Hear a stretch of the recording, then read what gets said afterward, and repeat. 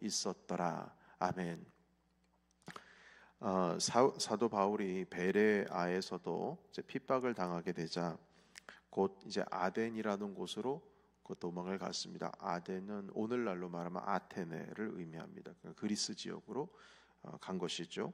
그래서 함께했던 디모데, 실라를 그 베레아 지역에 그대로 남겨두고 그리고 사도 바울 대신 그곳에 남아서 복음을 전하라 당부하고 그리고 그리스 지역 아테네까지 도달을 했습니다. 그래서 이 아테네 지역에서 그 실라와 디모데를 기다리고 있습니다. 기다리는 와중에 이제 복음을 전하게 되는데 이 아테네는 스토아 학파 그리고 에피쿠로스 학파 철학한 그 사조들이죠.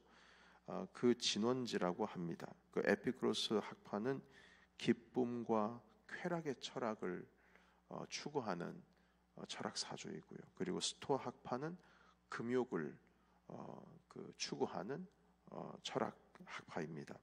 그래서 많은 철학 사상들로 무장이 된 이 그 아테네 사람들이 어디서나 자신이 가지고 있는 철학 사상을 토론을 할 수가 있었는데 광장에 보통 모여서 광장은 시장이나 마찬가지죠. 그래서 광장에 모여서 토론을 할 수 있었고 이것이 자유스러웠습니다. 그러니까 자연스럽고 또한 자유스럽고 그리고 이제 그 광장에는 그리스 지역이니까 그 신전들도 참 많이 있었겠죠.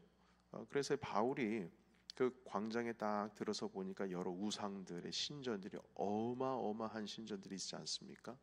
뭐 우리가 그 며칠 전에 함께 살폈던 어느 지역인가요? 그 뭐 제우스 신이라고도 하고 헤르메스 신이라고도 하고 그래서 그 사도 바울이 그 너무 당황스러워가지고 옷을 찢으면서까지 붕괴하면서 우리는 사람이라고 신이 아니라고 그래서 잠재웠던 일도 있지 않습니까? 마찬가지로 이 아테나 바로 그 아레오바고라고 하는 이 광장에서 복음을 전하고 있을 때 어마어마한 신전들이 눈에 보이지 않습니까? 그걸 보면서 가슴이 답답하고 불일 듯 일어나는 그 마음을 참지를 못해서 유대인들에게는 회당에서 그리고 이방 사람들에게서는 그 광장에서 붙들고 변론하고 논쟁을 하고 토론을 했었습니다.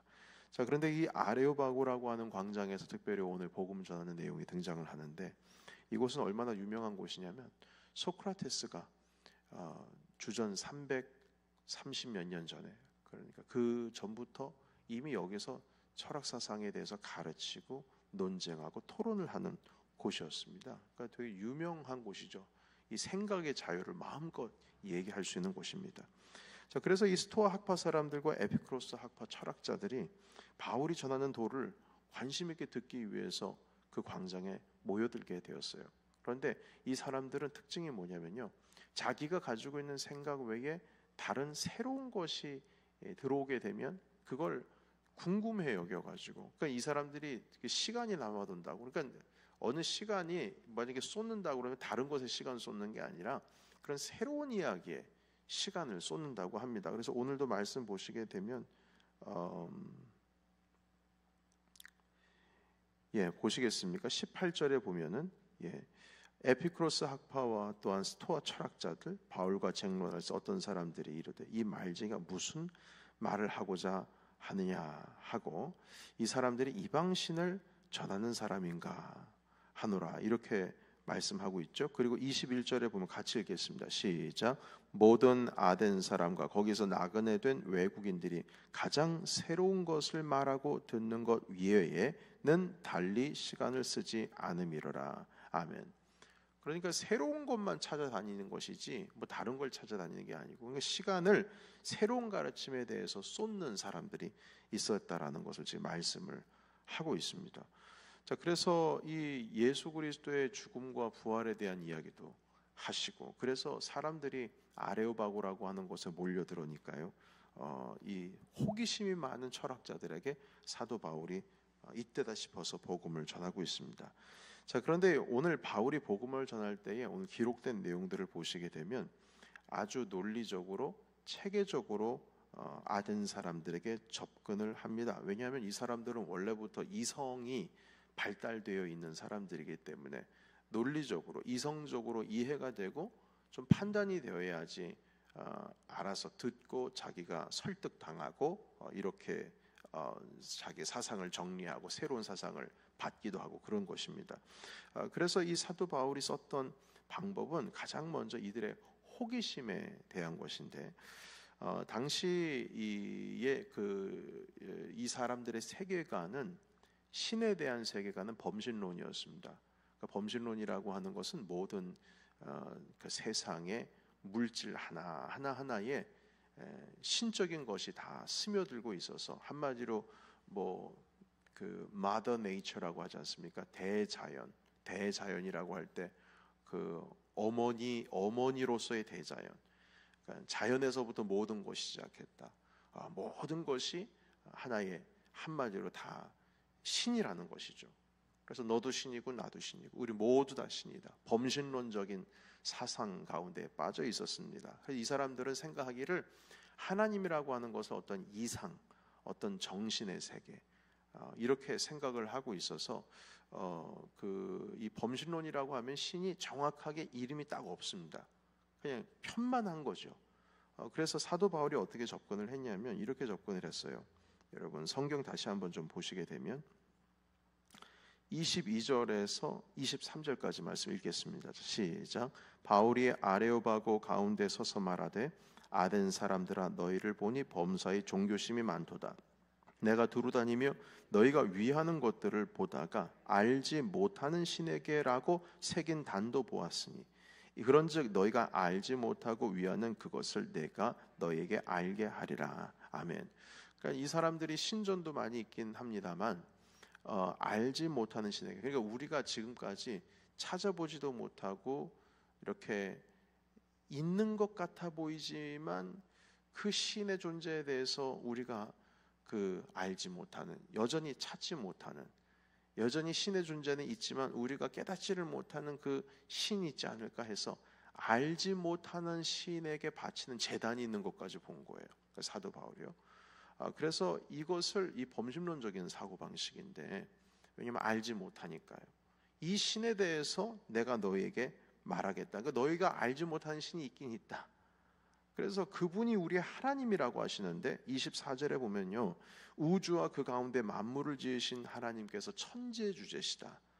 그러니까 이 대자연에 그 신이 있다. 그 신이 바로 우리 하나님이시다. 너희가 모른다고 했는데 그분이 하나님이시다. 그분께서 천지를 창조하신 분이시다 하시면서 물음표 가운데 있었던 그 신이 누군지를 이제 가르쳐 주시는 것이죠. 여러분, 그래서 이게 어느 정도 먹힌 것 같습니다. 사람들이 귀를 기울입니다.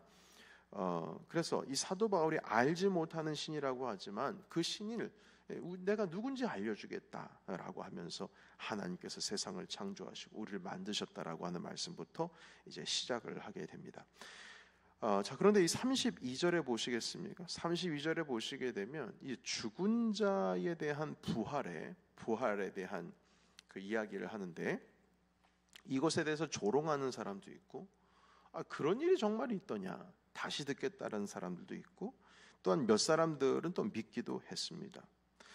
그러나 우리가 이제 32절에 있는 내용의 말씀 보시게 되면 꼭 무슨 성과가 있는 것 같습니다만 32절 이후에 보시게 되면 33절에 바울이 그들 가운데에서 좀 떠났다라고 하시면서 몇 사람이 바울을 가까이에서 믿었는데 34절에 보면 아레오바고 관리가 믿게 되었고, 또한 어떤 그 다말이라 하는 여성과 다른 사람들도 좀 있었다는 것을 이제 보게 됩니다.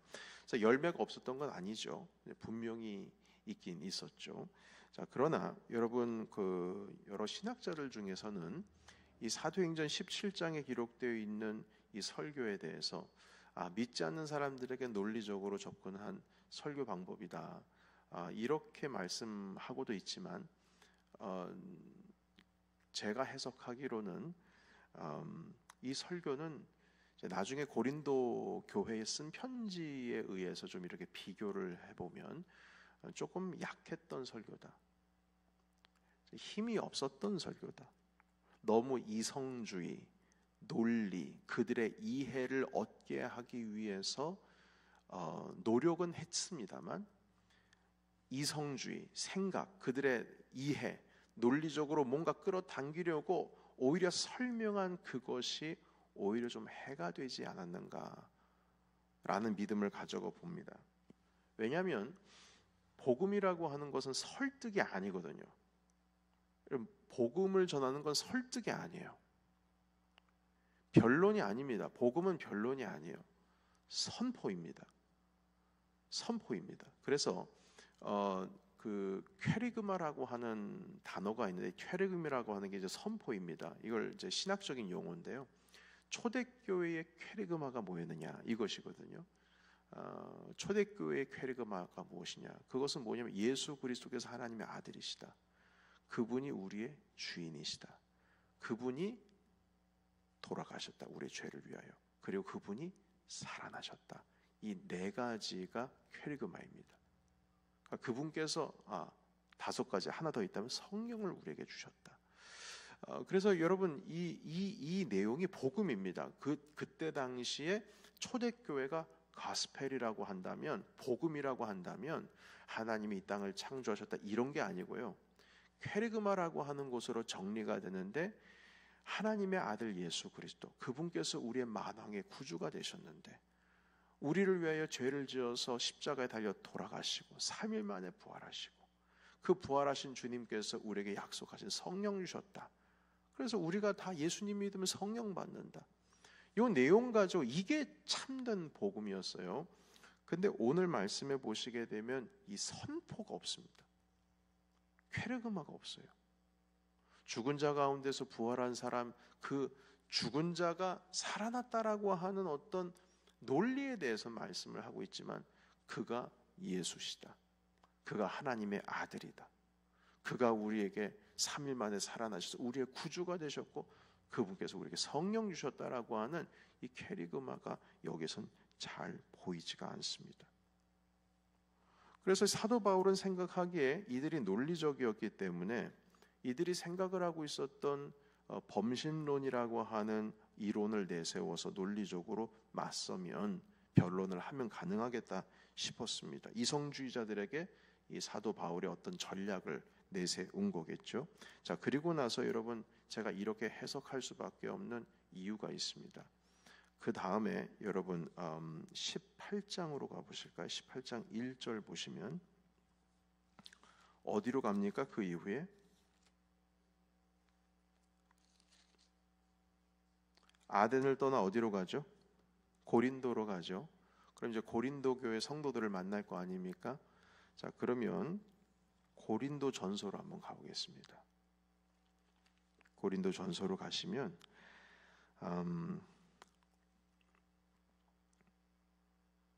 2장 1절에서 5절까지 있는 말씀 같이 한번 읽어볼까요? 2장 1절에서 5절. 자, 시작.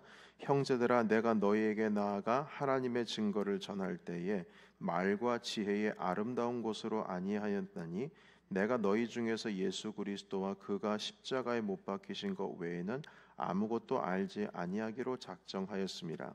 내가 너희 가운데 거할 때에 약하고 두려워하고 심히 떨었노라. 내 말과 내 전도함이 설득력 있는 지혜의 말로 하지 아니하고 다만 성령의 나타나심과 능력으로 하여 너희 믿음이 사람의 지혜에 있지 아니하고 다만 하나님의 능력에 있게 하려 하였노라. 아멘. 설득으로 너희에게 다가가지 않았다, 이렇게 말씀하세요. 설득하려고 하지 않았다. 복음은 능력이 있다, 설득이 아니다. 설득이 아니다.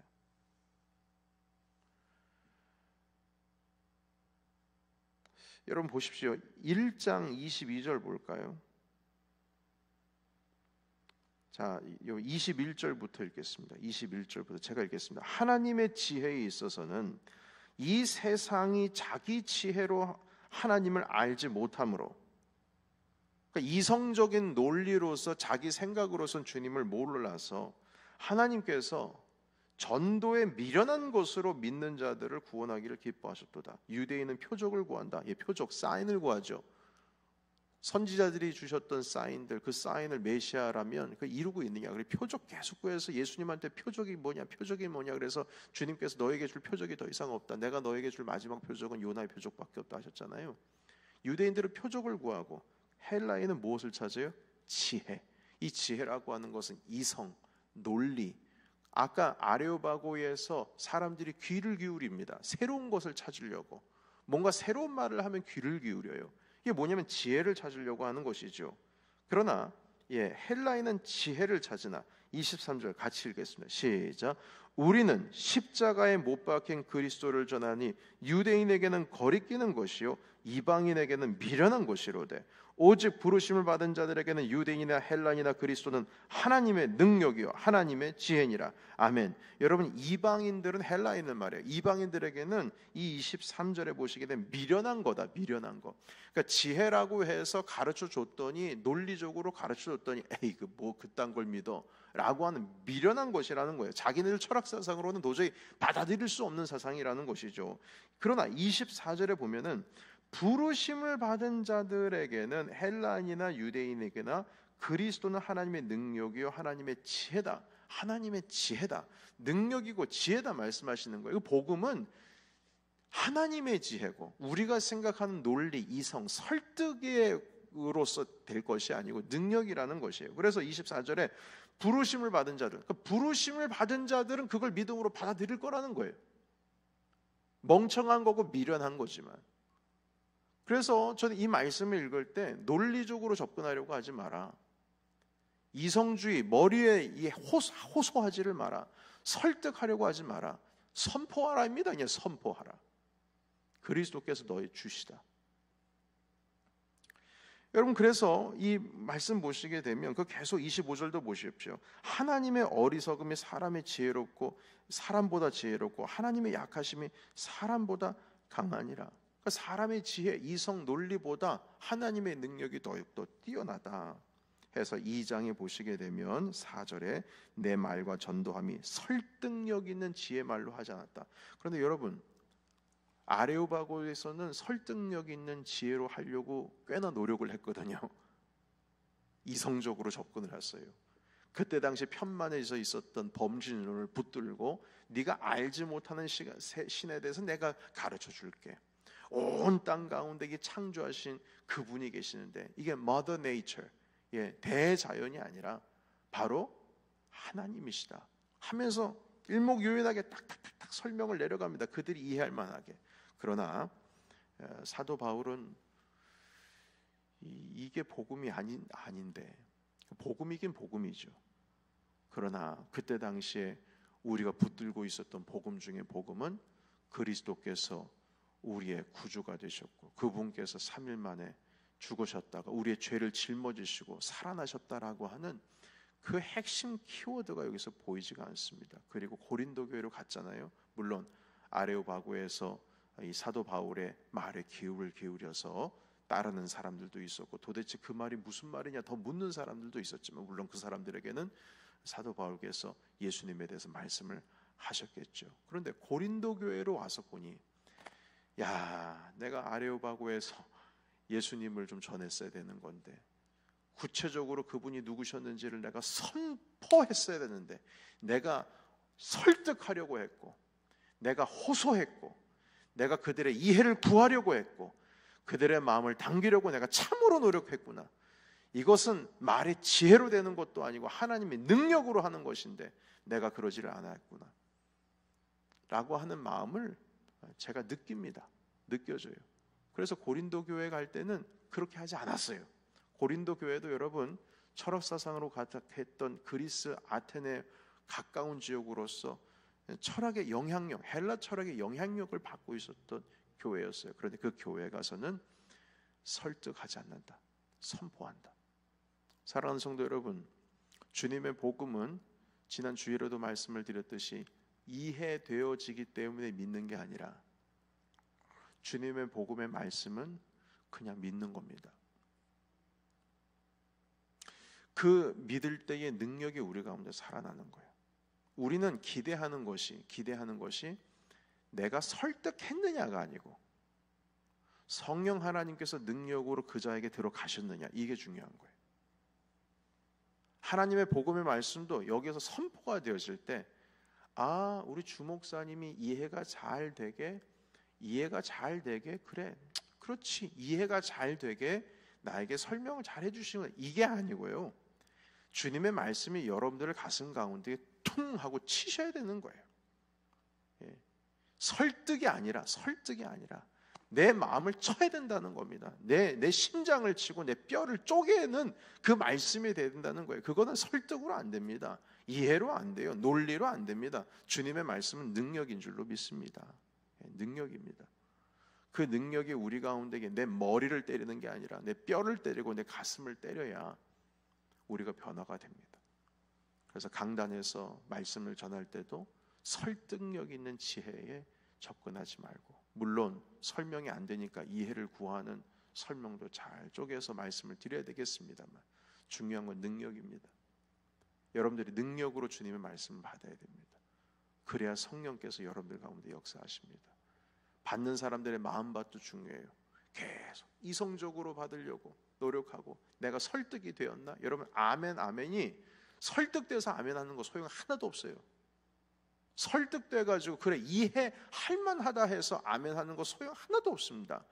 주님의 말씀이 내가 설득돼서 순종하는 게 아니라 순종할 수 없는 상황 속에서 내가 아멘으로 받고 해야 그게 순종이지. 여러분, 순종이라고 하는 것이 이해될 만해서 따라가는 게 순종입니까? 그건 순종 아니에요. 그건 누구나 다 해요. 여러분, 이해될 만하면 당연히 따라다니죠. 그러나 순종은 이해가 안 되는데, 그럼에도 불구하고 주님 앞에 주님의 말씀 이오니 내가 주의 말씀대로 그물을 깊은 곳에 가서 던지겠습니다. 내가 어부잖아요. 어부보다 누가 더 잘 알아요. 그리고 밤새도록 내가 그곳에 다 가가지고 그물을 내렸었는데 무슨 또 어딜 가가지고 깊은 곳에 가면 물고기가 낚인대요. 자기 이해와 사고방식으로는 전혀 안 되는데 주님의 말씀에 의지하여 제가 하겠나이다 해서 했더니 걷잖아요. 여러분, 주님의 말씀은 이해가 되어지는 게 아니라 우리가 능력으로 받는 겁니다. 그래서 오늘 이 말씀 붙드시고 사도 바울이 희한하게 아레오바고에서 설교하시고 고린도 교회로 가신 다음에 그 고린도 교회 성도들에게 말씀하기를, 내가 너희에게 사람의 지혜로 설득력 있게 말하지 않았다. 복음은 능력이다 했던 것을 보면, 사도 바울은 아레오바고에서 설교를 마치시고 나서 고린도 교회로 가서 이게 아니구나. 그리고 나서 설득력 있는 이해를 구하려고 하는 말씀을 하신 것이 아니라 복음의 능력이 나타나게 하시는, 한마디로 퀘르그마, 선포를 했다는 것으로 우리는 알 수가 있습니다. 여러분, 오늘 이 말씀을 통해서 하나님 우리에게 말씀하옵소서 할 때 하나님 이해되게 말씀해 주세요, 이게 아니라 주님 선포하시옵소서, 나에게 선포하시옵소서. 여러분, 죽은 자에게 일어나 걸으라, 이게 선포입니까? 이해시키는 말씀입니까? 선포입니다. 그건. 나사로야, 지금 이때쯤이면 하나님께서 능력을 주실 텐데, 그러면 네 안에 들어가서 이 세포가 어떻게 되고 죽었던 세포가 살아날 때에 무슨 호르몬이 작용이 되고 죽었던 신경이 다시금 붙어가지고 이렇게 돼가지고 이렇게 돼서 너희가 살아날 거야, 이걸 못하러 설명을 합니까? 그냥 일어나 걸으라 하면 되는데, 일어나 걸으라 하면 되는 거예요. 여러분, 우리의 삶 가운데에 하나님의 말씀을 이해가 돼서 아멘이 아니라, 그럼에도 불구하고 저는 아멘합니다. 주님, 저에게 선포하시옵소서. 이 말씀의 능력으로서 오늘 이해되는 말씀으로 살아가는 것이 아니라 순종하는 아멘으로 주의 말씀을 받으시는 우리 교회 그리고 성도 되시기를 예수 그리스도 이름으로 축원합니다. 아멘. 기도하겠습니다. 내 말과 내